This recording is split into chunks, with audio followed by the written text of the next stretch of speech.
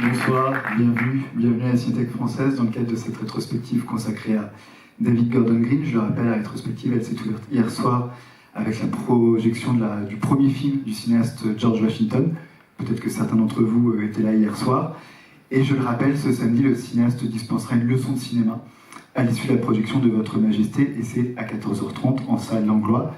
Mais pour l'heure, je vous demande d'accueillir le cinéaste qui va nous présenter Joe, film sorti en 2013 et adapté de Larry Brown. Merci d'accueillir David Gordon Green.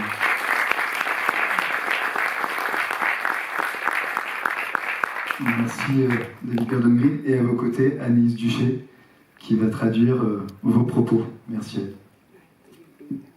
Thank you all for coming. Exciting, the second night being here at the Cinémathèque. So thanks Isaac and everyone that's been so supportive, the audience and the people that were watching last night. It was a very funny kind of unveiling of my very first movie. But if we backed up before I'd even made that film, I was a production assistant on a documentary that Lisa Muscat was a producer on, called The Rough South of Larry Brown. And that's how I was introduced to this wonderful novelist that you'll see his story unfold this evening. Donc deuxième soir ici à la Cinémathèque. Merci Isaac, merci à toute l'équipe et merci à tous de votre soutien. C'est un plaisir de voir le public répondant présent. Hier soir, donc, on a vu mon premier film, mais avant même de faire des films, j'étais assistante de production et notamment sur un film documentaire produit par Lisa Muscat, ma productrice, qui s'appelait The Rough South of Larry Brown, donc le sud rude de Larry Brown, qui est donc ce romancier qui a écrit le livre Joe, dont ce film-ci est tiré. It was an amazing experience getting to spend time with Larry, getting to know his work, and the director of that documentary was a former college professor of mine named Gary Hawkins, and they became very close, and Gary optioned the novel Joe from Larry and did the adaptation of the book. So fast forward a few years, a few films in my career, and I was reconnecting with my college professor, Gary Hawkins, and I asked him what he was working on, and he said he was working on a new draft of his adaptation of Joe. So I got greedy and said, let me see it. Donc c'était pour moi un plaisir à l'époque de passer du temps avec Larry Brown sur ce film. En fait, ce documentaire dont je vous parlais a été réalisé par un de mes professeurs de mon école de cinéma qui s'appelait donc Gary Hawkins, qui avait acheté les droits pour adapter ce livre, Joe, et en avait écrit une adaptation en scénario. Et finalement, voilà, le temps a passé et quelques films plus tard, je me suis retournée un petit peu vers mes anciens enseignants de cinéma et j'ai demandé à Gary sur quoi il travaillait. Il m'a dit qu'il travaillait sur une nouvelle version de ce Joe et j'ai eu l'audace de lui dire vas-y, fais-le moi lire. So it was a beautiful experience to take a wonderful literary voice of the American South and an inspiring college professor and the group of rascal filmmakers that I'd been working with, primarily in the South, making films, and to try to find an actor that could characterize this amazing literary figure that Larry had created. And that's when I started trying to bother Nicolas Cage into being in a movie.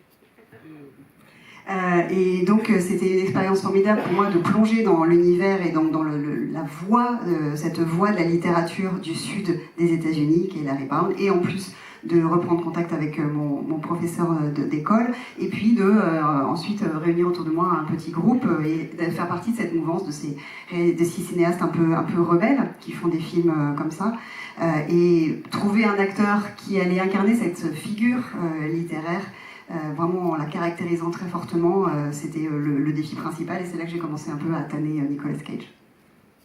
So, if you saw on the montage before the presentation, there was clips of these guys on the road, working on the road, painting lines on the road and dropping cones.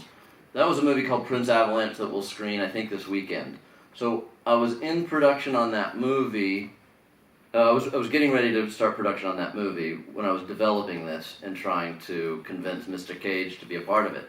So he read the script, he called me and he said, "Can I come and visit you in Austin, Texas, where I was living at the time?"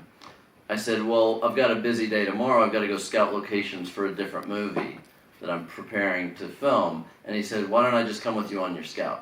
So as we're scouting the movie Prince Avalanche, I've got Nicolas Cage in the back of the van cracking jokes with me for a movie he has no involvement in. And it was just kind of an amazing way to get to know what, for me, is kind of an icon of American actors. Et donc, comme vous l'avez vu dans la bande-annonce là, qui a été projetée à l'instant, on voit quelques extraits d'un film dans lequel des ouvriers sur un chantier routier posent voilà, des plots et peignent les lignes sur la route. Ça, c'est un film qui s'appelle Prince of Texas, qui va être projeté dans le week-end. J'étais donc en train de préparer le tournage de ce film-là. Et en même temps, j'étais en train de développer pour la suite Joe. Et Nicolas Cage donc a lu à ce moment-là le scénario. Il m'a appelé, il m'a dit est-ce que je peux venir te voir et à Austin, là où j'étais, où je préparais le film. Donc je lui ai expliqué que j'avais des repérages à faire sur un autre film. Et il m'a dit est-ce que je peux venir avec toi? Et c'était très, très décalé d'avoir Nicolas Cage avec moi dans mes repérages pour un autre film qui n'avait aucun rapport. Et c'était en fait génial pour moi de profiter de ce moment-là pour faire connaissance avec cette légende du cinéma. I'm very proud of this movie, and I'm really proud of the cast of this movie. So once Nicolas Cage agreed to be in the movie, I met the young actor Tye Sheridan, who was in the film Mud, if you've seen the movie Mud, and Terrence Malick's Tree of Life, and invited him to be a part of it. And then it was putting together what I was hoping would be a very authentic cast ensemble around them. So we started casting in very unlikely places. You'll see one of the main characters in the movie that plays the father of the young boy was a street performer living on the streets in Austin, Texas, and he was a break dancer. And just a wonderful, charismatic, talented man that had made some curious decisions in life and had some hard times and was looking to start fresh and use some of his charisma and acting ability that had yet to be discovered. And so I'm very proud of the performance of Gary Poulter, who you'll see here tonight as well. Et je suis extrêmement fière de ce film et notamment de sa distribution. Une fois que Nicolas Cage a dit OK, elle nous a donné son feu vert, j'ai ensuite rencontré Tye Sheridan qui joue le jeune garçon qui venait d'être découvert donc dans Mud et aussi qui avait joué dans Tree of Life de Terrence Malick. Je lui ai proposé le rôle et donc autour de ces deux personnages, je voulais réunir une troupe de comédiens qui soient aussi authentiques que possible.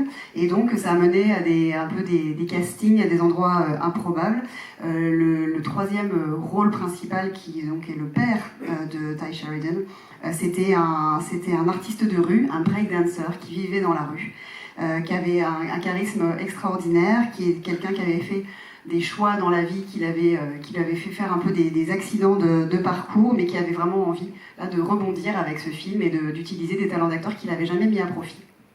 Tye Sheridan, pardon, d'ailleurs, qui avait reçu, je crois, le prix du meilleur espoir à Venise, le prix Marcello-Mastroianni, pour ce rôle.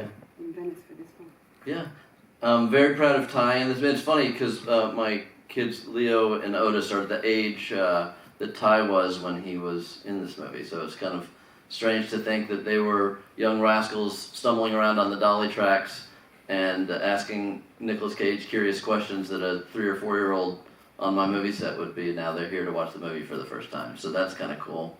So thanks for coming, Leo and Otis. It's awesome. Also, Jill Newell, our costume designer, is here tonight too, so that's exciting. And Lisa Muscat, our producer. So, yeah, we've got a good crowd here tonight. If anybody's bold enough, this is a very dark night for a double feature, but there's Joe and Stronger, the film that's playing after this, are two of the films I'm most proud of. They're two of the few films that are straight dramatic work, but I also dare you to find the wit and humor that I try to layer in all the work that I do.